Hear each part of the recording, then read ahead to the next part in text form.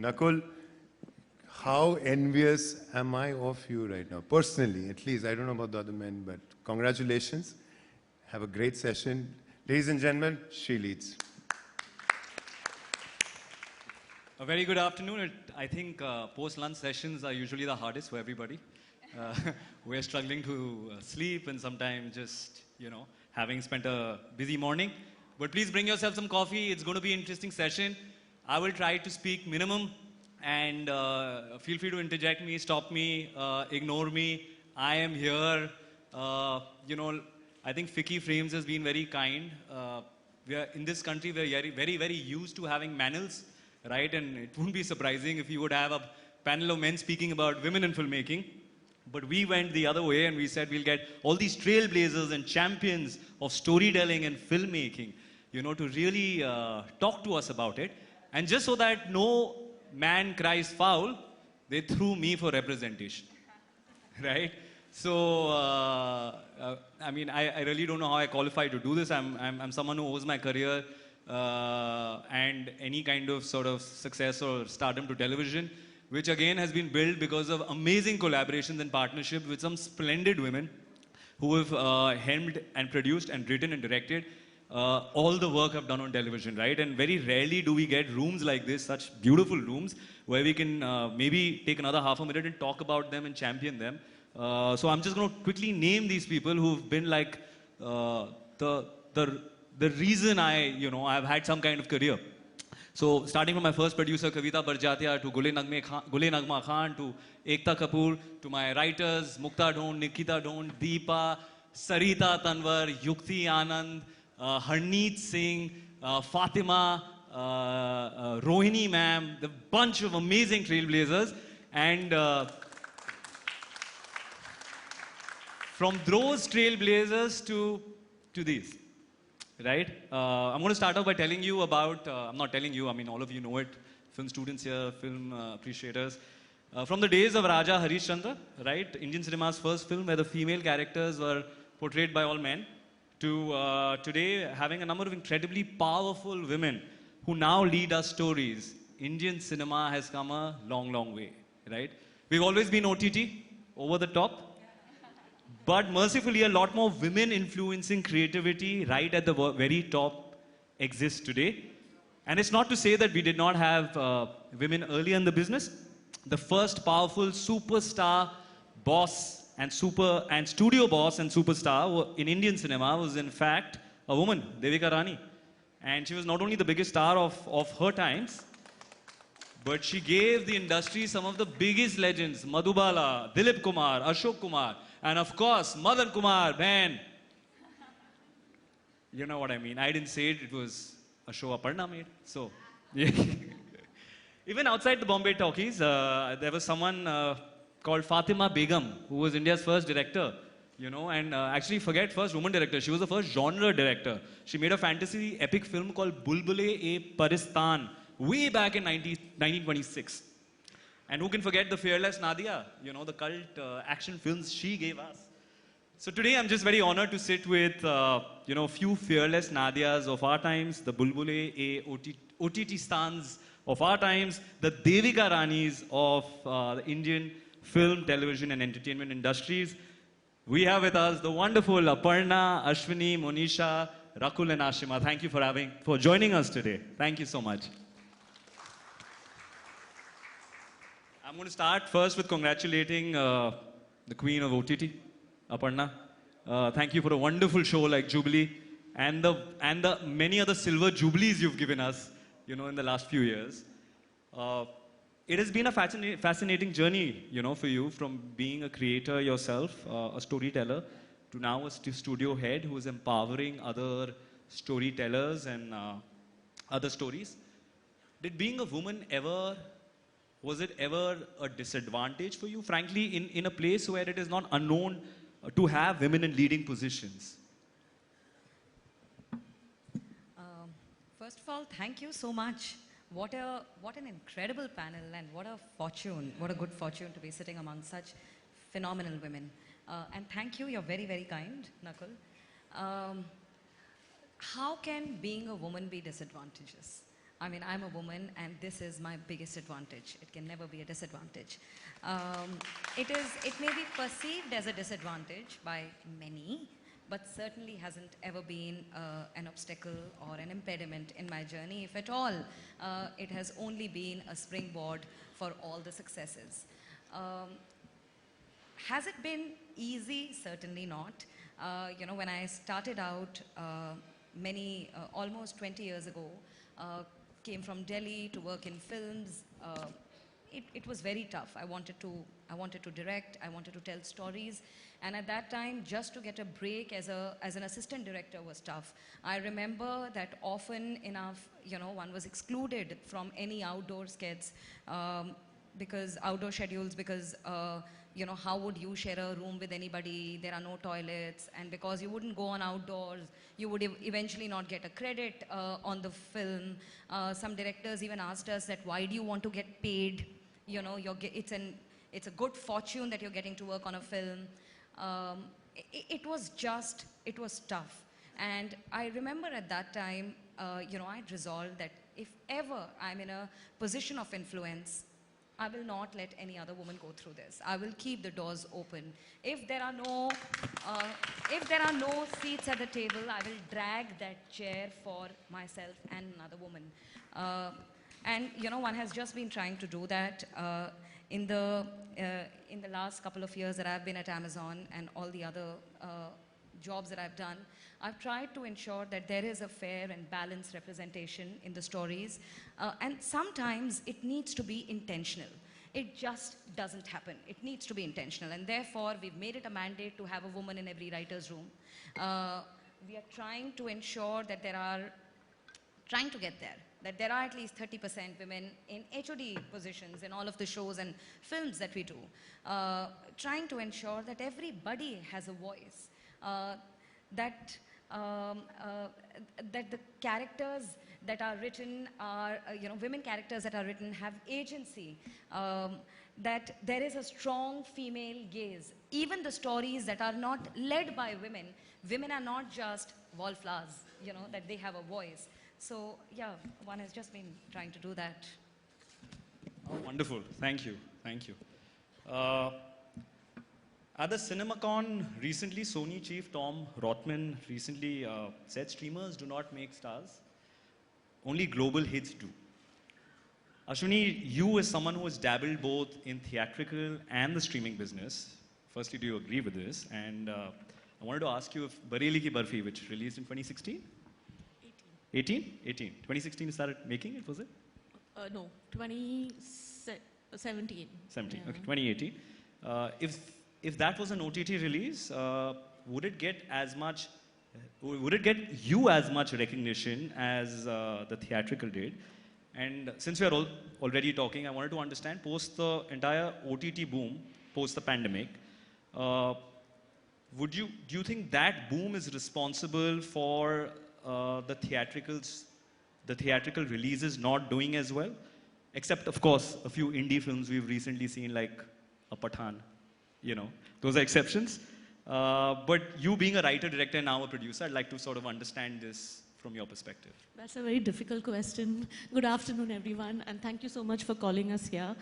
So my journey, it's like 22 years now, working from advertising to doing ad films to now making films and now producing films. And I do feel that my journey as a storyteller has always been from the point of view that when I was in advertising, I started off as an art director, and the first thing I wanted was that I wanted to work in an account which was not usually called for women, which was, I launched Fiat in the country. And so I wanted to work on Bajaj, I wanted to work on Fiat, I wanted to work on all the kinds of brands which usually are not given to women creators. So, and at one point of time, we had, P&G was a huge client of mine, and we had Whisper as a brand, and I was called to launch Whisper. And at the same time, with launching Whisper, I was when asked that what does she do, what other things does she do, and I said that I'm launching Fiat also, and I'm launching Tata Indicom at that point of time. So basically, we kind of ranged ourselves that it is not that we can only do brands or talk about, tell stories which are related to women. We can tell stories which are related to men too. It is just the gaze. From there, when I started I think 2016 is when I realized that my interest in filmmaking and being behind the camera has just increased far too much now. My children are 3 years old, and I think now it's a time for me to like move on. I have twin kids, and the first question was that, oh, you're leaving a cushion job. You have, like for middle class parents, my mother was telling me that, you know what, you have, so sweet of her to say this, I always remember that, is that, oh, you have a secretary, you travel business class, you're going to Cannes every year, you're doing all these things and you're leaving everything and you're going to start from scratch where we do not know what's going to happen. And for them, me traveling out of the country or going on a business trip was the biggest thing. Like it was carrying a Dubai duty-free bag because you know my daughter has gone there, she's gone for work and she's coming back. So I think our generation, we had parents who really wanted their daughters to do well, their daughters to be a part where in a boardroom you would not find only men there, but you'll also find equal opportunities for women. So for me, an organization where there were men and women equally having a role to play in the boardroom was very, very important. So when I decided to get into filmmaking, the first question I was told was that it was okay to be as a creator in advertising is because it's a business after all. But then when you get into filmmaking, not many clients are actually going to give you ads to make. And I asked why. And I remember that a very dear friend of mine, a producer, told me that that's because your gender says that you cannot be directing films. And I said, I'm going to break this. So when someone tells me you cannot do it, this first thing I'm going to go in is to do it. And so I slowly and steadily started, but still there were not many clients who could believe me that I could direct. I still were okay with it. Then I started doing a lot of ads for Sony Entertainment Television because I was creating a lot of ads for them. And at that point of time, we worked on KBC and we had one campaign which wanted that the marketing head there, Danish Khan, said that he wanted a girl to be on the hot seat. Why it should only be men there, and we need women there on the hot seat, and therefore we created the campaign of Mubarak Ho Ladki Hui Hai. That campaign created so much of like that, you know, there can be women out there talking numbers and talking questions which need to be answered. And for the longest time, no one knew that it was a woman behind that campaign. Because we don't talk about ourselves. Let's be honest, we as women are very shy to be talking about the work we do. We just don't want to talk about it. We are, okay, if anyone comes and even today tells me that, you know, oh, we really like your film, we do this. Recently, I know someone, a very big producer, Nitesh and me, my husband, we were in some get-together, and that really big producer is a very, very nice person. He looked at Nitesh and said, sorry, I like your wife's movies more. So, and he was very proud, and those are the kind of things I think we need. We need more men to be saying that, you know, it can be an equal space, it can be more stories to tell. Then Bareli Ki Barfi happened. So Nilpati Sannada happened because I had done that campaign of KBC and I felt that I need to move out and I need to make a story called Nilpati Sannada, which is basically equal education for everyone, doesn't matter where they come from. And therefore we had a marginally lower background society where Chanda, played by Swara Bhaskar, was the one who was actually taking up the score, saying that, you know what, me and my daughter, both of us are going to study and we're going to become an IAS. So from there, Bareli Ki Barfi happened, and it was a full-out comedy headlined by one woman and two men. And it was a lot of fun is because I kind of realized that the actors believed in me a lot. And I think that's what the most important thing is. I was very sure that the actress would believe in me because it's just a connect, there's a gaze. But equally, I would really thank Ayushmann Khurrana and Rajkumar Rao for equally trusting in me and saying that, you know what, in a Lucknow city, right in the middle of a Sarafa, there are some thousands of crowd there, and there's this Rajkumar Rao who's going to go inside the middle of the crowd. We are all screaming and shouting to make sure that the crowd doesn't move in all kinds of languages.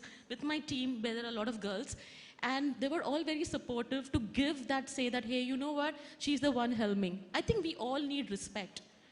And Bareli Ki Barfi changed the way I think people looked at my persona personally, is that it is just not about making one kind of cinema, it is making all kinds of cinema.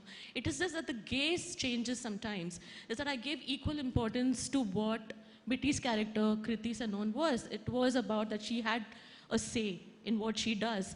And the two boys also listened to her because they equally understood that she needs to have that say when she wants to know who she wants to get married to. So those were the kind of conversations. It did really well in theaters. It was a lot of fun, and that's the time I miss completely now, is that in the interval time there was सीटी बजा रहे थे जब राजकुमार राव आ रहे थे, and you know पूरा वो गाड़ियाँ बंद हो गई थी, and सब ऐसे सीटी बजा रहे थे, they were laughing and all that, and that gave me a lot of hope that, you know, we can tell stories of any kind, which can be inspiration, aspiration, entertainment, but has some kind of value you take back. Doesn't matter even if you're laughing, crying, and if it is a no-brainer, it's okay. You just have to tell stories, and there your gender didn't matter. Then COVID happened, and I've got so many messages, and I'm filled with so much of gratitude that we as makers are all because of you. When our audience likes our work, when our audience talks about our work, when our audience relates to our work, to our characters, is when we feel, oh my God, you know, we have done something right as a storyteller. Because I do feel that we have responsibility as a storyteller to entertain our audience. We are responsible for our audience. And when we get messages that I've seen Bareli Ki Barfi 75 times, I mean, okay, must be an exaggeration, but that guy sitting there somewhere in India is telling he's seen the movie. And every time I've seen people from all kinds of backgrounds saying that, you know, whenever we feel dull or whenever we feel low or something, we just want to watch Bareli Ki Barfi. I've had close friends messaging me on Instagram saying that, hey, just watching Bareli Ki Barfi, wanted to see that one scene. And the latest one, and this is after what, 5 years, is I go to my friend's house. Her father is a businessman. The whole day we were sitting together and we were all like working, like just talking and all. And the father comes late in the night and he looks at me and we're all having dinner. And the first thing he looks at me and he says, hey Bareli, kaisi hai tu?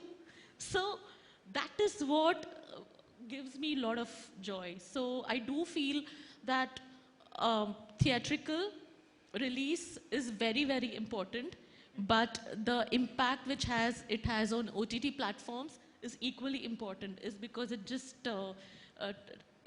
it's a group viewing versus a singular viewing. It is an energy of story which is carried forward for a longer time, because you release a movie in a theater and you have that impact during that time. And then when it goes on to an OTT platform, it is there for life till it changes to another platform, but it's still there. And that's what gives me joy, is that I can keep going back to the films I want to watch, and I say, hey, you know what? This is something which we can see anytime. And it becomes like a book almost. You can it almost becomes revisit like it. a book. And it's not necessarily you need to see the whole film. You can see one part of it, or you just want to be there. And that's what is the fun part. I think I spoke too much now. Thank you. It's your forum. But you're right. You know, Ashwini spoke about the gaze. And Ashim, I have this question to you. Being a woman filmmaker, is that label important? Because camera is the camera, the lens is the lens. But then what is it that separates a woman filmmaker from her male counterpart, and how does the gaze sort of come in there?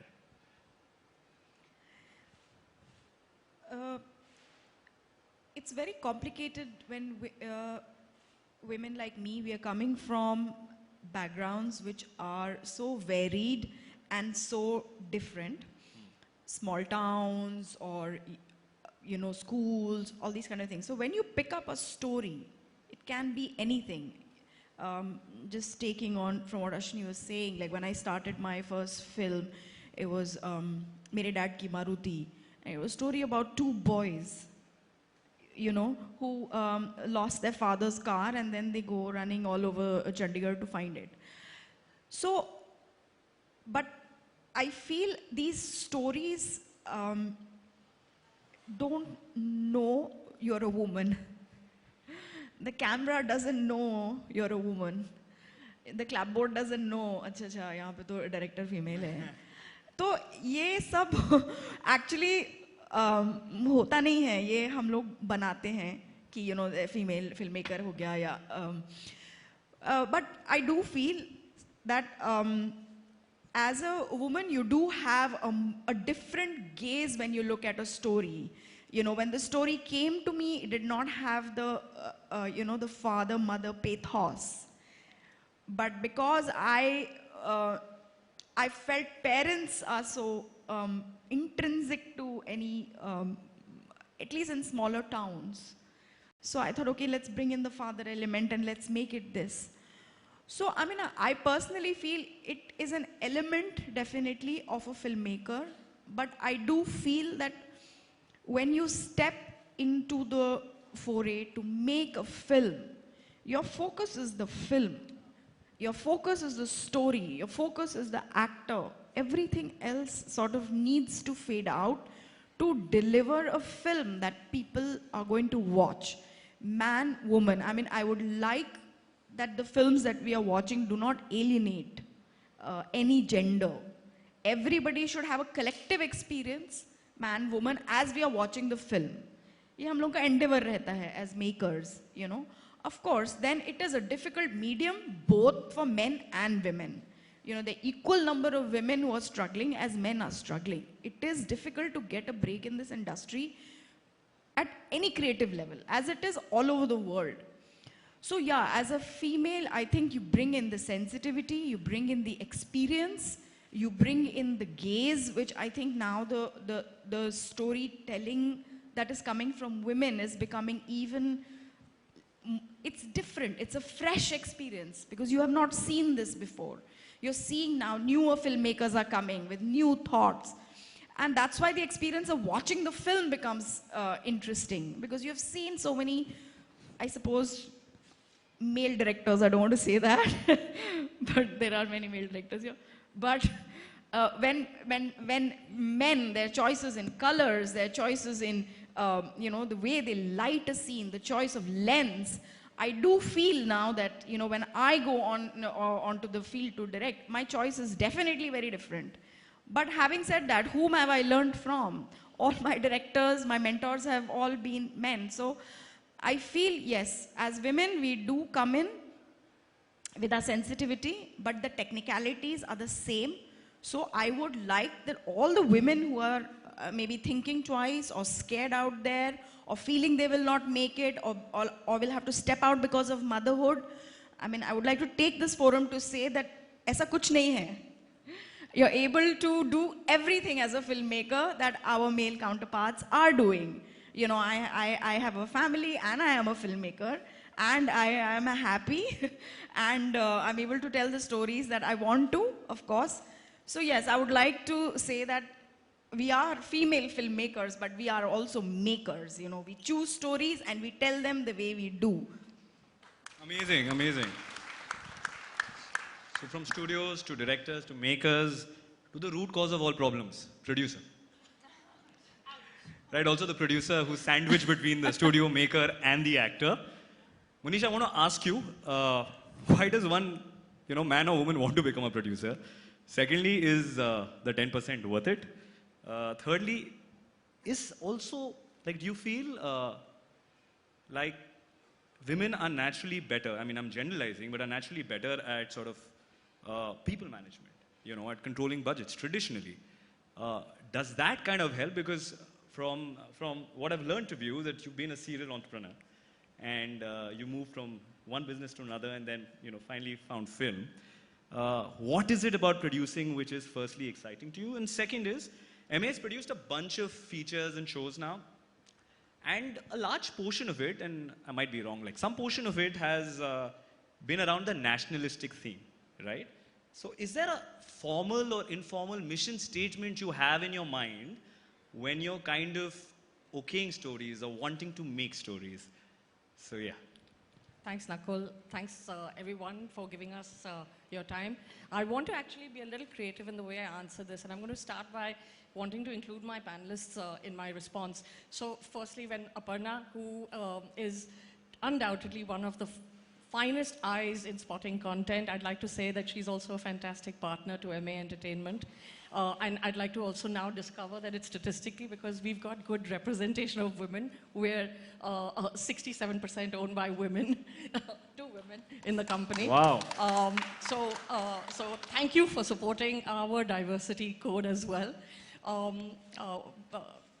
Ashwini, I think you've spoken so passionately about your journey as well as about the theatre experience. And I want to, Viraf made a wonderful introduction and talked about our work, Ashima's Mrs. Chatterjee versus Norway most recently, Mumbai Diaries, which we've done, Rocket Boys, and so much of content that's considered high concept, and I'll address the nationalistic point.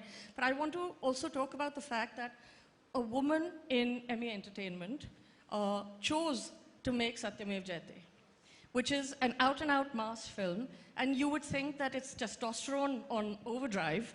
Why would a woman choose that? Because guess what, guys? We also understand business, and we make business decisions, and we get it right sometimes. So one of the reasons I'm here is because we make all kinds of content, and we don't necessarily segregate it just to one gaze. It's about what makes sense to the audience ultimately, and what brings them, whether it's to a theater seat or whether it is to click on a remote control and make us the choice that day. I want to talk about Ashima. Ashima has so eloquently put together the fact that you have to be a happy person at the end of it. And I want to say this to all the women out there. Like Nakul touched my career and said that I've been across a couple of sectors. I've been in human resources, I've been in education, and now in content. One of the things that I always tell women is forget about the gender, just do what you're the best at. And it's increasingly something that I'm proud of, because I see that in my office. I see when we're in the workplace, it's not something that we're doing consciously anymore. It's become our unconscious choice. And that is a huge success. So really a round of applause for all the women in this room, and I want the guys to do that too.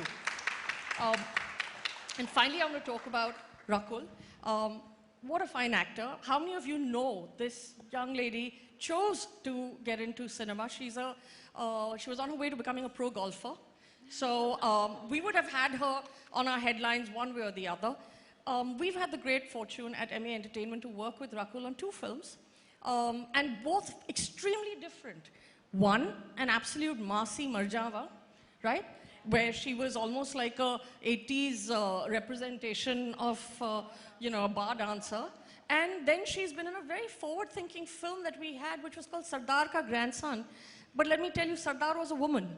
And if that curiosity doesn't tell you enough, the representation of how we see women is in all forms, in all shapes, in all ages.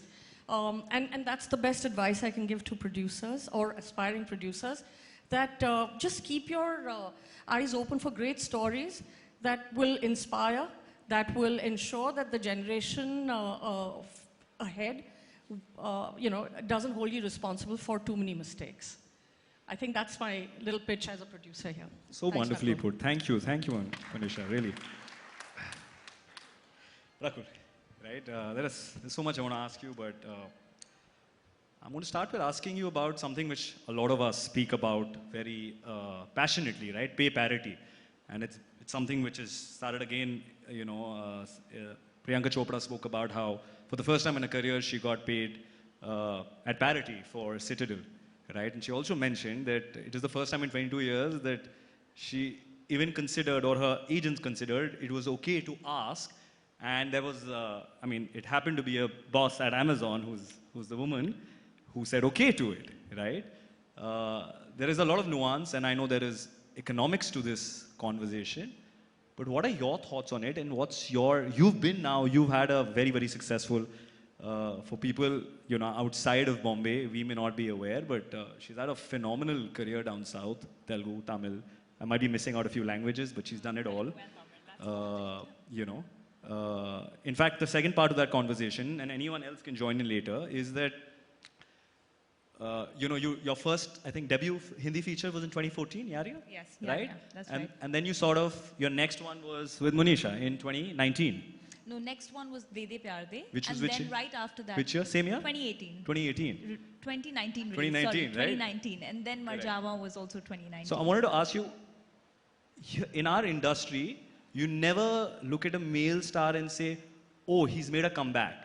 Maybe, in SRK's case with Pathan, like there was some media outlets wrote, oh, he's made a comeback, right? Never ever for a male actor would you say comeback.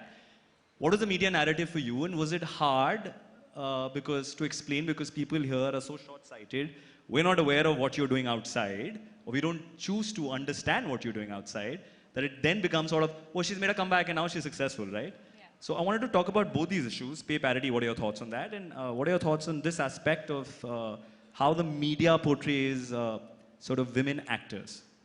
Good afternoon, everyone. So I'll actually start from the second part of your question, which is, when I had personally from my journey, when I had that sort of break in Bombay. Now, when Yar released, I was all of 2021. I was a kid. I had no idea about the industry. I got that film. I did that film.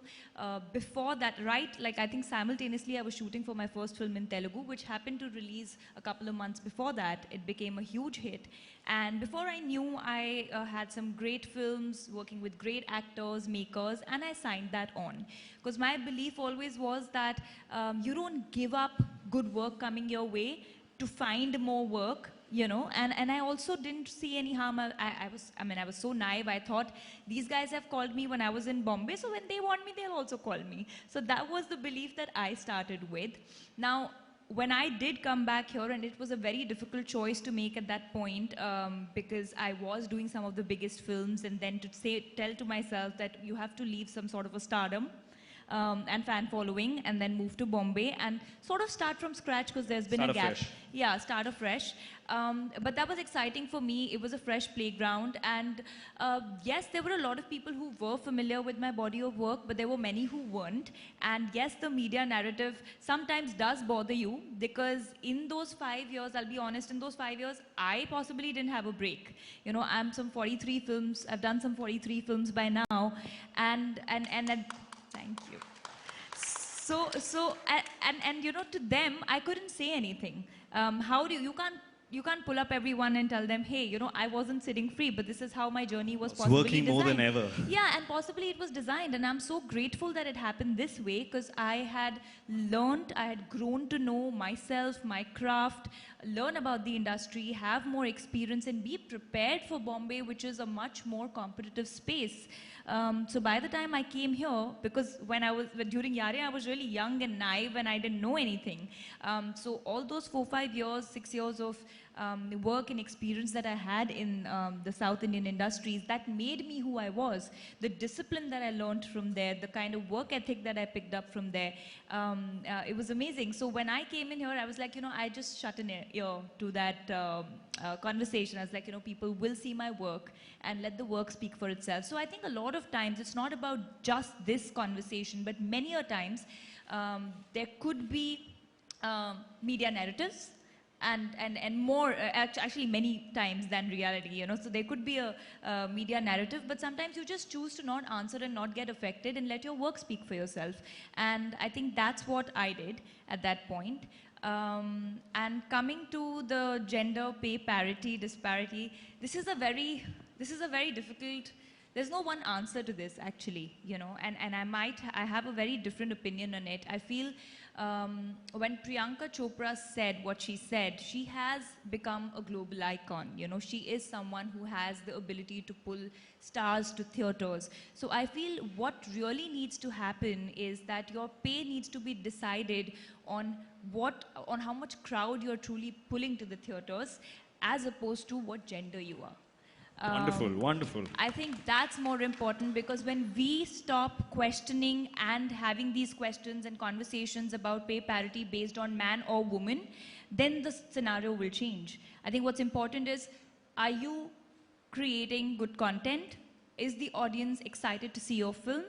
Whether you are, a male actor or a female actor or a character actor, whoever, if you are attracting audiences, you should be paid, and there needs to be some sort of a proportional math to that, but not on the basis of gender.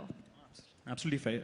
May I just add something to this, Nakul? So, it's absolutely incredible that after 22 years, Priyanka Chopra achieved that pay parity. But I feel like this question needs to be looked at with a wider lens. And it again comes back to the, the issue of representation. At Prime Video, we had partnered on this report called O Womania about women representation in films. And about 150 films and series were surveyed that launched and released in 2021. And there were, while we've made great strides, but the insights were astonishing. There were only 10% women in HOD positions, of the 150 films. Not one film edited or directed by a woman. The fact that women had 25% less screen time, talk time in the trailers of the films. That half of the women who were featuring in the films and series were not even on posters of those films. We need to work at that. We need to increase that. And while the camera doesn't know whether the, the director behind is a woman or a man, the eye is different. The way a scene is shot is different. While the pen doesn't know whether the handwriting is a woman or a man, the way a scene is written, the way the camera would hold on a woman's expression, instead of a woman breaking down, the restraint that a woman captures is very, very different. And that is why representation matters. And that is why it's imperative for us to keep the doors open and intentionally work towards that. So wonderful, I think. Intentionally work towards it. I want to add one point. Sorry, I know we're running out of time. You can see time's up there. But it's very important conversation. So in all our agreements and everything, and especially once you're a producer, or even when I was as a director, when I've signed my agreements, this is one thing, which I've always been fighting for. That you can cut your budgets wherever you want, but you cannot cut a budget when we need a vanity, especially just one door vanity for women to use the loo. And this is mandatory in all my shoots. And now, by now, like everyone knows about it. So it's like, okay, she's there. We need one vanity now, because it is a problem. I remember going and using loos, and I don't know where all, we always used to keep one bike on standby, and any production guy or any assistant director, whoever was there, we would say, okay, there is a break time, let's just quickly go find the nearest restaurant, and we would have kept that restaurant for the whole day, saying that we would be coming here using the loo and coming back. And because we are in a country where we'll be shooting in smaller towns or anywhere, and loo is a big problem. Toilets are a big problem in the country, especially for women. So this is a mandatory thing right now, is that if I'm shooting, I need a loo. Doesn't matter, whether it is a makeup woman or a hair woman, there has to be one door vanity for women to use the loo. And it has become so much that now that vanity has sanitary napkins, it has sanitizers, it has everything. It's become like a little, hotel bathroom where you have everything there. So this becomes a mandatory for us. And that's how I think we as filmmakers, we as storytellers or producers or whatever we call ourselves as, are responsible to keep changing the way we address women in the media industry, including how the media writes about us. I cannot be called as anyone's wife after making so many movies, or I cannot be called as anyone's daughter, or so-and-so. No, we have to be called ourselves, and everyone is usually responsible, every man and woman in this country is usually responsible for how they push their women out there to make sure that they stand out and they shine. Absolutely, yes. Thank you. I think these are very actionable points which both of you shared. And I think you can talk about pay parity and all of that, but like what you guys are doing at ground level is what really matters. And I think what you've done with the loo is also made men more hygienic. Men need to wash their hands and be slightly more hygienic, and I think it'll just cut through all genders. Time's up, but I don't think our time's up here because I think our time has started and now will always be. Before we sort of close this, I have a couple of thoughts on my mind. I'm going to leave them to you, and please, like whoever feels like joining. I know, Aparna, you do this at Prime. You have a women's collective, first women's collective, Maitri. What do you all feel about, creating a network of safe space for young women filmmakers, writers, directors? And what I really personally want to understand is how can sort of male allies be more supportive of this change? And also, is there enough support from men in the business?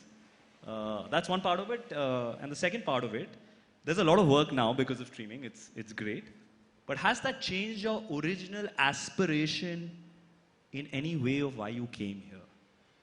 Yeah, so just parking these two thoughts, and whoever would like to take a go with them. Well, I think I'll add to, I'd like to say something about the change in aspiration. I mean, when obviously the streaming pattern has changed, and when I decided to be an actor, you obviously have the big love for cinema and you want to see yourself on the big screen, and that's the dream that you live. But I also feel that with changing times, keeps changing the technology and the consumption patterns and the viewing patterns. I mean, there was black and white cinema, and then came colored cinema, and then now it's reached your homes, and there's, the series pattern which is being consumed. So I think we also need to, yes, of course, you do feel that you want to be on the big screen, but I think both the formats have their own pros and cons and reaches completely different sets of audiences. I think the beauty about the entire OTT streaming is that you can make long format shows, tell stories which you can't concise in 3 hours or 2 hours for a screen. And I think it just creates so much more opportunity for people to work, for directors, actors.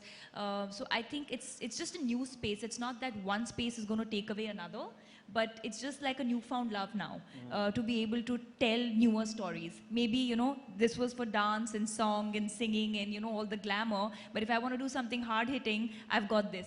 So I think both can beautifully coexist, and yeah, it's a newer aspiration. No, absolutely.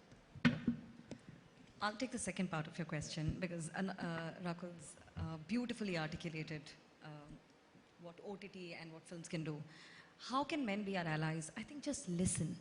It's taken us a very, very, very long time to just enter through that door into the room. Listen to us. Allow us that space to just speak. I remember this one time a colleague of mine could come, in my previous organization, couldn't come for a long time. And, all of us were sitting, and we asked her what happened, and she said, well, my child was unwell and my in-laws had come. And the male colleagues who were sitting alongside started doing. And she goes again. Yes, she will. Because nobody has heard her for a very, very long time. Nobody has heard her stories. Listen to us. Just include us. Just be there for us. See us. That's important. And if I may, I just want to add one more thing, because we are talking so much about women power and change and empowering women. I think, we've always, in the recent past, we've been talking a lot about feminism and saying, women should be feminists. But I think the real change, the true change will happen when we see men promoting feminism, when we have men as feminists who believe that men and women need to be given an equal space to work, grow, achieve, and flourish. So I think all the men out there, this is a request to you that let the women in your, push the women in your life to be feminists and be feminists yourself. Just listen. Absolutely. I just want to quickly add 20 seconds of just my reflection on what both of you just shared.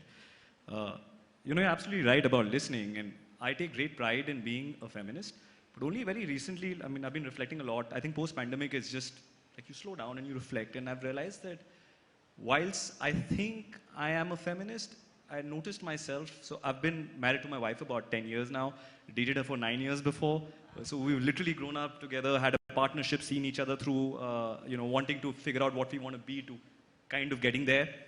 I realized after a point, I started completing what she was saying, and in my head, I thought it was out of love, and I know what she is saying.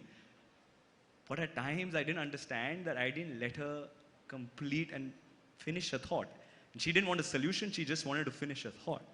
And that's when I realized that I'm not a feminist, I'm a work in progress feminist. And I feel it's imperative that men like us realize that all of us must learn every day. So this conversation just hits home. It's something I'm taking back. But yes, please, Monisha. Just one last thing. All the women on the next International Women's Day, which is a man-created concept, can we all take the day off completely, disappear, do what we want, and let the men handle it for a day, or just a day? I have a feeling on the 9th of March, they're all going to be very appreciative of us. Yeah? Hallelujah.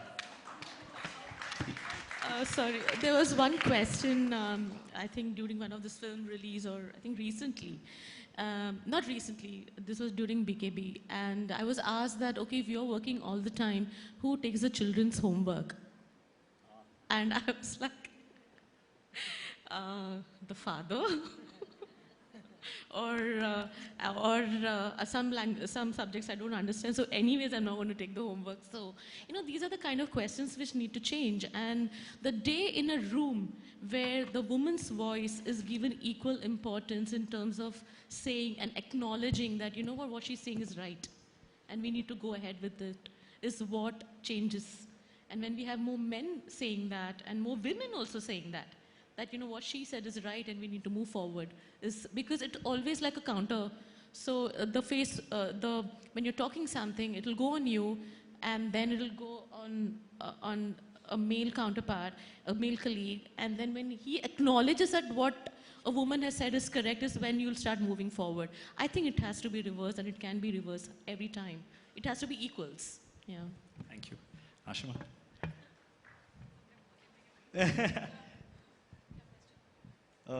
दोनों सवाल थे. एक तो था कि with the rise of streaming, has that changed the original aspiration? I mean, from the little I know of your career, you started in 2014 with a film. You eventually went down and did a lot of youth television, and then you came back with a beautiful film, Mrs. Chatterjee versus Norway. So has streaming, like the rise of streaming, which has also been wonderful, changed your original aspiration in any way? And the second question was about how can men be better allies, and if you have any, sort of advice to all of us in the room, please. Well, men should take out the money, They should give the money and say, yellow picture banao, because films cost money. But yeah, that's just a joke. But aspiration-wise, I came here purely single-mindedly to become a director, and I did everything that would get me closer to that place. And then television, which is run by women, came to me, and I just absolutely loved it. Because, you tell stories and you have to work fast, or वहाँ पे directors are, by the minute. अरे ये 2 minute का director है, 10 minute का director है, 15 minute का director है. इनके 20 मिनट. हाँ, so these are all challenges that you have to face as a director, and I loved it. And then, of course, I came back to doing. Of course, then I became a mother, which itself was a very, which was a question that you had posed to me actually, which. This industry, you enjoy working so much that sometimes you forget also that, there is a biological clock that is ticking, and you better hurry up if you want to have children, because you're traveling from location to location, you're shooting, you're amidst all these stories that you want to work with and tell. So, वो एक hushed conversation रहता है amongst the female filmmakers. And female producers, and everyone is hushly talking. तुमने अपने eggs freeze किए क्या? Don't rely on this. Guys over here are like this only. So just you first freeze your eggs and then you do your career. So ये सब चलता रहता है background में. So so these conversations need to come out into the open. And yes, it is a big problem over here that aap, so engrossed and consumed in working that you forget that. So that was another challenge that I had to face, which I think my male counterparts do not have to face. They are fertile directors till 80 also. So क्या करेंगे? So Yeah, so yeah, that is a challenge. So I had to stop dreaming for 2 years and change my dream and my aspiration to be a mother. And then after I became a mother, then I realized, नहीं मेरा पहला aspiration भी बहुत अच्छा था, मैं वापस जाती हूँ. So then I took a U-turn and came back to being a filmmaker. And then, you know, exactly what Ashwini said, अभी क्या होगा घर में? मतलब, are you going to be a mother? Because when you go out of the house, especially being a single mother, so then there is nobody in the house for the child. तो फिर क्या किया? So then, of course, then nannies happen and everything happens. So these are problems that, you know, our male counterparts do not have to face. We have to face it. And yeah, of course, we don't want to face the problems, but yeah, we've overcome so much. ये भी एक challenge होता है. So yeah, so aspirations are, every day new dreams are coming. Oh, wonderful. Thank you for sharing such a human story, Ashima. Thank you. And I'm being flashed that time's up card from there. I have, and that side also, oh shit, I've just... Yeah. Yeah, listen. So yeah, I'm a man, so you can show that to me. That's okay. I don't... Yeah, I won't feel offended. And whilst we're at that, I also want to acknowledge and say hi to prolific filmmaker, Monisha Advani's brother, Nikhil, right there. Hi, Nikhil. Also a filmmaker. But Monisha Advani's brother is what I would like to say, right? So...